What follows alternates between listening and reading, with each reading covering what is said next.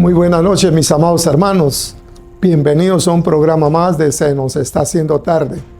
En esta hora vamos a revisar lo que la Escritura tan gloriosamente dice. Para mí, esta aserción de la palabra es lo más glorioso que podemos leer en la Sagrada Escritura. Toda es gloriosa, pero esta sobresale por lo que dice. Isaías capítulo nada menos que el 53. Para leer, entonces, como es muy extenso, vamos a concentrarnos desde el versículo número 10, que dice así: esto no obstante, Jehová quiso quebrantarle, le ha afligido.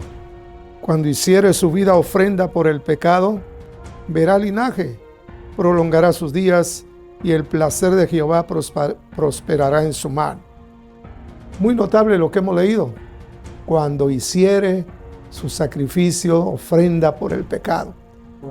Hablemos primero de la situación histórica por la cual hubo esta tremenda operación de nuestro Dios, cuando, habiendo hecho al hombre perfecto y puesto en un lugar idílico, se dejó tentar por el enemigo, lo engañó y entró el pecado por Adán. Entraron estas cosas tan tremendas como la muerte, como las guerras, como las pandemias, como la pobreza extrema. Todo eso por causa del pecado. Fue tremendo lo que sucedió, porque toda la descendencia a través de los siglos de Adán y Eva fueron de corrupción, de tal manera que el Señor tuvo que hacer juicios sumarios, como el diluvio, como la destrucción de Sodoma y Gomorra, y las guerras mundiales que han cobrado cientos de millones de víctimas, de tal manera que ha sido lamentable todo esto. Ahora bien, el Señor, en su amor que le caracteriza, porque Él es amor y es Dios de perdón y de misericordia, reunidas las tres personas divinas, el Dios triuno, pues establecieron y decretaron arreglar y ayudar a la humanidad. Entonces la segunda persona de la Trinidad salió y dijo: Padre, tu voluntad me ha agradado y es lo que quiero hacer. Y entonces la segunda persona de la Trinidad, nuestro Señor Jesucristo, el Hijo de Dios, se entregó a la voluntad de su Padre para que Él pudiera ser el antitipo de Adán. Sería lo contrario. Y lo hermoso es de que sería de tal manera diferente y de tal manera, no solamente lo opuesto, sino lo que funcionaría, que el Señor se enfrentó a todo lo que ya había ocasionado el pecado, como la rebelión contra Dios. Ahora Jesús, el Hijo del Dios viviente, tendría que probar que su justicia sobresalía a todas las maldades de la tierra.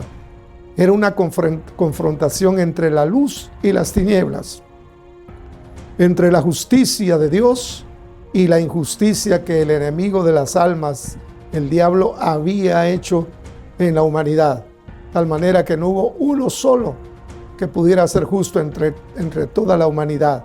No hay justo ni siquiera uno, dice la palabra. No hay quien entienda, no hay quien busque a Dios. Por eso no debe haber ningún orgullo, porque toda la humanidad quedó infestada de pecado, de injusticia. Ahora la tensión es con el postrer Adán, con el varón que tuvo que tomar la forma de los hombres, siendo Dios, se humanizó. De tal manera tendría que ser que Él pudiera morir, pudiera libertar con su muerte a todos los que estábamos detenidos por la maldad, por el pecado. Es una confrontación, una pelea. Por eso el Señor tuvo que decir: Señor, yo quiero hacer tu voluntad. Y el Padre le envió su voz diciendo: este es mi Hijo amado, en el cual encuentro mi complacencia. Y el Espíritu descendió en forma corporal como de paloma y lo puso en la condición de ser realmente el victorioso, el que haría la voluntad total de su Padre y que causaría que la humanidad fuera libertada. Era una pelea contra la injusticia. Por eso cuando Juan el Bautista ve que Jesús viene a su bautismo, le dice: yo soy el que necesito que tú me bautices. Si tú vienes a mí, el Señor le dijo: deja que cumplamos toda justicia, porque era necesario cumplir toda justicia. Hasta cuando el Señor vio cómo estaba su templo infestado por mercaderes que habían hecho la casa de su padre una casa de mercado, y los expulsó con ira santa, porque no podía el Señor contemplar impávidamente toda la forma terrible de la injusticia que estaba en el mismo templo. Por eso, ¿cuántas veces no llamó a Israel, su pueblo elegido, para que practicara su justicia? Y les legisló 10 mandamientos justos, santos y buenos, para que Israel caminara no como las demás naciones, sino que fuera algo tan especial, su tesoro que el Señor había elegido sobre toda la humanidad. Entonces, qué cosa fuerte que el Señor quería ver, pues esa justicia personificada, victoriosa. Por eso el Hijo de Dios se enfrentó a todo, al menosprecio, a la ignorancia, a la maldad, a la injusticia, de tal manera que salía airoso sobre toda prueba. Una de las más notables fue cuando, saliendo del bautismo de Juan, el Espíritu lo llevó al desierto y ahí fue tentado por Satanás, el que había operado toda la desgracia de la humanidad.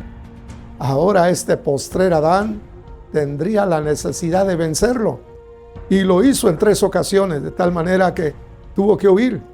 El enemigo tuvo que huir esperando una mejor oportunidad, que nunca la tuvo, porque el Hijo de Dios, de una manera determinante, quiso hacer la voluntad de su Padre Celestial. Y aquí vemos al sufriente siervo de Dios, que es imposible poder discernirlo a Él y su obra, si no es porque el Espíritu Santo nos ayuda a conocer exactamente lo que sucedió. Porque el que lee esta palabra va a tener que leer el encabezado: ¿quién ha creído a nuestro anuncio? ¿Y sobre quién se ha manifestado el brazo de Jehová? Porque el mensaje es tremendo y choca contra la mente. Es que son términos espirituales, con cosas espirituales que sí son reales, como la maldad, la injusticia en que está la humanidad, que cada día pierde valores. Hoy estamos nosotros con una generación sin valores, terrible, que no se haya qué hacer con esto, y todavía empeorará.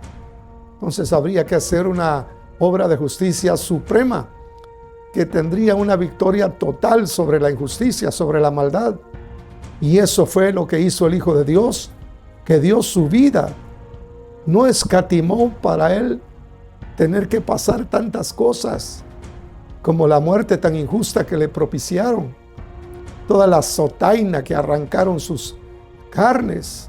Y qué hermoso es enfocarnos en ese sacrificio de nuestro Señor para ser atendidos, para ser sanados, porque por medio de sus llagas nosotros fuimos sanados, dice la palabra. Hemos sido ayudados. Pues me impresiona a mí que el Cordero de Dios, el elegido de Dios, el enviado de Dios, vino a confrontarse contra toda la injusticia que producía el enemigo de las almas y los que le hacen caso. Se enfrentó a los religiosos, siempre hipócritas, que no son verdaderos en ninguna cosa, y los tildó de eso precisamente. El Cristo lleno de amor sí les dijo que eran totalmente hipócritas, que querían solo aparentar. Aquí no va la apariencia, aquí se es o no se es justo. Pero esta justificación o esta justicia tendría que ser aplicada a toda la humanidad. Por eso Jesús murió por todo el mundo, no solo por los que lo habríamos de recibir y creer, sino por todo el mundo. Todo el mundo tiene la oportunidad, si puede creer en el mensaje evangélico, el mensaje de salvación, pueden venir perfectamente a la salvación que el Señor produjo, lo que el Señor compró. para todos nosotros los seres humanos. Solo hay que creer que Jesús murió llevando nuestros pecados. Es que se los adjudicó el Señor. Cuando Juan, el que lo habría de presentar allá en Israel, cuando él lo vio, dijo: he aquí el Cordero de Dios que quita el pecado del mundo. Pero esta liberación es también una apropiación, porque el Señor se apropió de los pecados de todo el mundo, para que cuando muriera pudiera haber toda esta oportunidad de salvación a esta humanidad tan terriblemente tratada por el pecado, por la maldad. Como que Satanás es el Dios de este siglo, el que está haciendo tanto estrago en la humanidad, y solo venir a la justificación de nuestro Señor es la solución. Porque dice acá que cuando Él haya hecho de su sacrificio ofrenda por el pecado, verá el resultado de ver tanta gente salva, tanta gente cambiada verdaderamente. Aunque es abrumadora la cantidad de personas que no creen, que no se acercan, que no reclaman su salvación, porque por todo volvemos a decirlo, murió el Señor y podrían ser salvos. Solo falta que crean, pero si no creen, no hay oportunidad de ser salvos, porque estarían despreciando la única solución que el Señor propuso, tan justa, tan buena, tan santa, tan especial, de creer en su Hijo, que así como Adán nos llenó a nosotros de tanto pecado, así el Hijo de Dios quiere transmitirnos su justicia. Y solo falta que creamos en esta ofrenda que Él tuvo que dar. Es que lo dio todo para que nosotros pudiéramos ser cambiados en otros hombres, de tal manera que dice la Escritura que pasamos de muerte a vida, de las tinieblas tan terribles y densas del enemigo a la luz admirable del reino de nuestro Señor. Es un cambio tan fuerte que tenemos ahora otra situación. Ahora pertenecemos a otra raza, la raza de la cual el Señor es la cabeza. Así como la humanidad tiene la cabeza federal en Adán, nosotros la tenemos en Cristo Jesús. De tal manera que somos descendientes de Él, pertenecemos a Él y queremos propagar este mensaje de salvación, de esta victoria, porque lo que el Señor hizo fue ganar sobre el enemigo. Cuando el Señor estuvo a punto de ir a la cruz, dijo: ahora viene el momento en que el príncipe de este mundo será echado fuera, será vencido. Y el Señor lo venció con esa forma determinante de practicar la justicia. No fue mientras estaba bien y tal vez con cientos de personas, miles de personas oyéndolo, sino cuando le vino la prueba. El Señor, de una manera gloriosa, no cambió de parecer, no fue ambiguo, sino afirmó su rostro para ir al Calvario, sabiendo todo lo que había en juego. Y eso es algo que nos trae una lección maravillosa, de saber que lo que tenemos que hacer nosotros es estar determinados a practicar la justicia. La santidad está pues razonada por la práctica de la justicia, como esta tan sencilla. El que dice que ama a Dios debe amar a su prójimo como a sí mismo, y a su hermano como el Señor nos amó a nosotros. De lo contrario, se desvirtúa, no hay verdad. Y eso es lo que tenemos que aprender y recalcar, que nosotros debemos ser practicantes de la justicia. Termino con esto. En el final de los tiempos, los santos del Señor nos enfrentaremos al enemigo de una manera total, porque dice la Escritura: y ellos le han vencido. Habla de los santos, los vencedores de la iglesia, al enemigo de nuestras almas, como es el diablo y sus ángeles caídos, sus demonios. Ellos le han vencido por la virtud de la sangre de Jesús, por la palabra de su testimonio que se les incorporó y los hizo practicar definitivamente la voluntad del Señor, y porque no amaron sus vidas hasta la muerte. igual que Jesús, que no escatimó su vida, sino la puso para que todo aquel que pudiera creer fuera salvo eternamente y para siempre. Algunos se preguntan si la salvación que el Señor compró para toda la humanidad, aunque repetimos, no todos la reclaman, no todos la creen, si se puede perder o no. Es fácil de decirlo. No se puede perder algo que el Señor hizo y que puso en nuestro corazón claramente. Solo los apóstatas que probaron un poquito, como dice Hebreos capítulo 6, los que probaron el don celestial, solo probaron, pero no lo ingerieron de tal manera que pudieran digerirlo y hacer lo propio. Eso sí, realmente podríamos decir, nunca han sido salvos, pero los verdaderos salvos estamos en un libro, en un censo. Somos el pueblo de Dios, somos la estirpe del Señor, somos los descendientes de Él, el fruto de su dolor, de su trabajo, porque Él nos vio y por eso tomó la cruz que era nuestra, ocupó nuestro lugar, el sustituto. Jesús es el sustituto de todo creyente. Nosotros no seríamos salvos de ninguna manera si Él no hubiera puesto su vida por causa de nosotros. Él no solamente llevó el pecado, Él no solamente lo extirpó de nuestras vidas, sino que terriblemente el Señor emparentó con nosotros. De tal manera que ahora somos hijos de Dios porque Él nos engendró y no somos personas ambiguas. Sabemos en quién hemos creído y sabemos que Él es poderoso para guardar nuestro depósito hasta el día en que tenga Él que retornar. Mis hermanos, es un tema bastante grande, fuerte y tiene muchas cosas maravillosas que comentar, pero de alguna manera, esquivando muchas cosas, hemos podido decir un poco acerca de la obra más grande que jamás Dios ha hecho.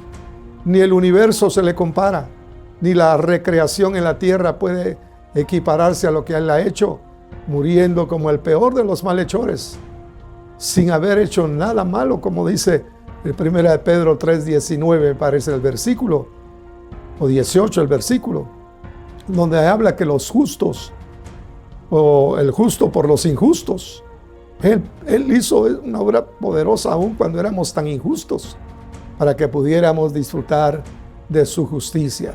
Hoy el cristiano verdadero tiene un haber maravilloso. La justicia de Jesús es la que le acredita delante de Dios. Dios ni nos miraría si nosotros no tuviéramos este Redentor maravilloso, si no tuviéramos este sustituto, si no tuviéramos este haber tan grande de ser justos o justificados. Por eso la Biblia dice, justificados pues por la fe, tenemos paz para con Dios por medio de nuestro Señor Jesucristo.